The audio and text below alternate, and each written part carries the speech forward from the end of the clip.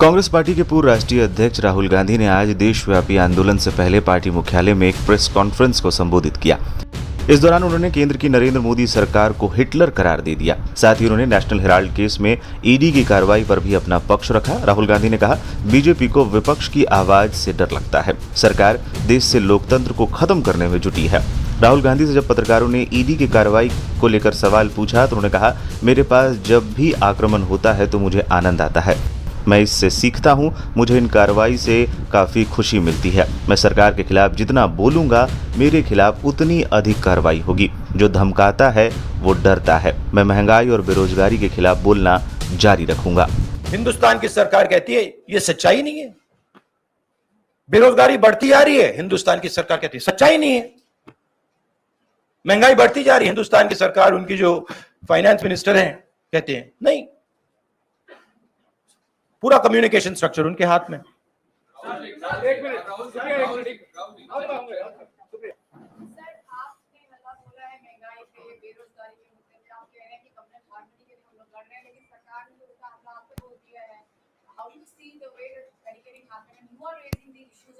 I understand one thing very clearly. The more I raise people's issues, the more I tell the truth in front of you, the more I will be attacked by the government. It's a simple thing. जितना मैं सच्चाई बोलूंगा उतना मेरे ऊपर आक्रमण होगा। मेरी प्रॉब्लम यह है कि मैं सच्चाई बोलता हूं, मैं डरता नहीं हूं। तो मैं अपना काम करूंगा, लोकतंत्र के लिए खड़े होने का काम करूंगा, महंगाई का मुद्दा उठाने का काम करूंगा, बेरोजगारी का मुद्दा उठाने का काम करूंगा, और मेरे ऊपर और आक्रमण होंगे। यह सच्चाई है। और जो धमकाता है वो डरता है। ये बात आप समझ लीजिए। जो डरता है वो धमकाता है। किससे डरते हैं? जो आज हिंदुस्तान की हालत है उससे डरते हैं। जो उन्होंने वायदे किए थे, जो उन्होंने पूरे नहीं किए, उससे डरते हैं। महंगाई से डरते हैं, बेरोजगारी से डरते हैं, जनता की जो शक्ति है उससे डरते हैं। क्यों डरते हैं? क्योंकि झूठ बोलते हैं। 24 घंटा ये लोग झूठ बोलते हैं। बेरोजगारी नहीं है, प्राइस राइज नहीं है, चाइना नहीं आया। कांग्रेस के पूर्व अध्यक्ष राहुल गांधी के आरोपों पर पलटवार करते हुए पूर्व कानून मंत्री और बीजेपी के सीनियर नेता रविशंकर प्रसाद ने कहा, महंगाई और बेरोजगारी पर चर्चा एक बहाना है। मूल मकसद ईडी को धमकाना और परिवार को बचाना है। महंगाई और बेरोजगारी एक बहाना है।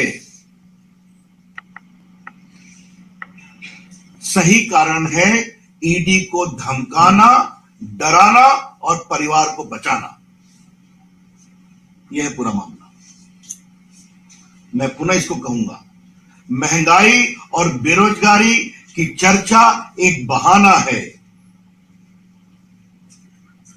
मूल रूप से ईडी को डराना, धमकाना और परिवार को बचाना है।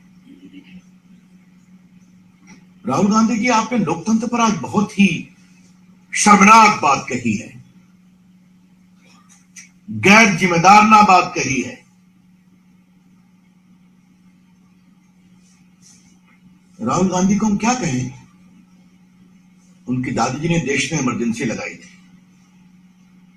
आज मीडिया पर भी बहुत हमला किया उन्होंने।